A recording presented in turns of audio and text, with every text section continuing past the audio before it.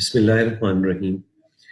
My name is Dr. Fawad Farooq, and today I am giving you very basics of heart failure pathophysiology, and then what I'll do, I'll try to correlate this pathophysiology with pharmacology or treatment, and how this pathophysiology affect and how we intervene into this pathophysiology and then try to take care of our patients.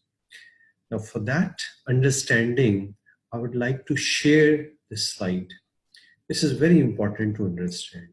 In this slide, you can see that we are talking about heart failure with reduced ejection fraction, HFrEF. And HFrEF means that what happens to your heart is it's not pumping properly. Where ejection fraction is low, that means it's below 40%. And with that, you have stretch to your myocardium. That's the one thing. Volume overload state, stretch of the myocardium. And secondarily, a poor perfusion status to the peripheral organs.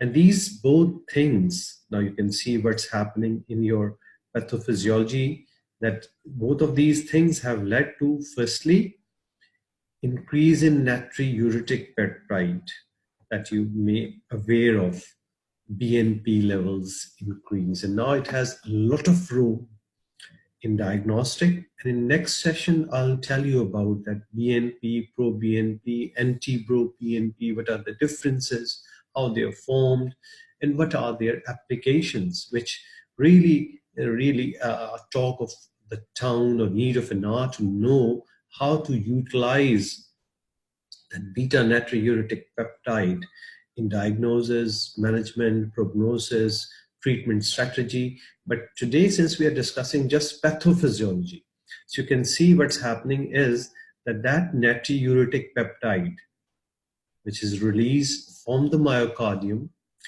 what are the beneficial effect of it is it causes vasodilatation, decreased blood pressure, decreased sympathetic, increased natriuresis, diuresis, decreased vasopressin, decreased aldosterone, fibrosis, a lot of beneficial effect. And that's the place where nowadays we are using sacubitril, which is a neprilysin inhibitor, and it's used in combination with valsartan, which is ARB. Now, this is the part of pathophysiology of increased beta natriuretic peptide. And we want this beta natriuretic peptide to remain more and more in the system. So what we are doing with neprilysin inhibitor, we are trying preventing its degradation by that drug, sacubitril and valsartan. Then you have, because of low output says increased sympathetic activity, which is initially to compensate the heart. But later on, this increased sympathetic activity leads to all these harmful effects to heart with reduced ejection fraction, which are vasoconstriction, RAS activity, vasopressin, heart rate increase, increased contractility. So with help of beta blockers, we want to really titrate the sympathetic activity to a level where it shouldn't be causing harm to your patient. It's just remain there to maintain a pressure, to maintain a heart rate, but not going to overshoot. So this sympathetic activity is taken care by the beta blocker. The third culprit in heart failure is the RAST or RAS system, renin, angiotensin, aldosterone system. And this again leads to vasoconstriction, increased blood pressure, increased sympathetic tone, increased aldosterone, increased hypertrophy, increased fibrosis. The drugs by which we are affecting this system or taking care of this pathology is by ACE inhibitors, ARBs, or mineralocorticoid receptor antagonists, which are aldosterone and your eplerenone.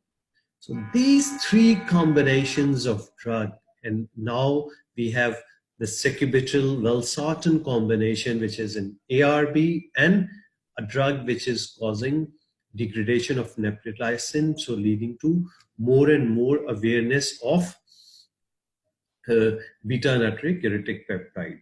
So I think with this slide, these three components, you must have understood these three components of HEF-REF, decreased ejection fraction, leading to activation of natriuretic peptide. Then you have increased sympathetic activity, increased RAS system. And with drugs like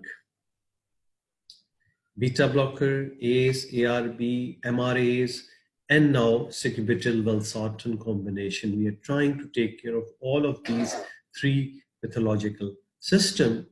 Hope that short video will help you in understanding the pathophysiology of HFrEF. Thank you for listening.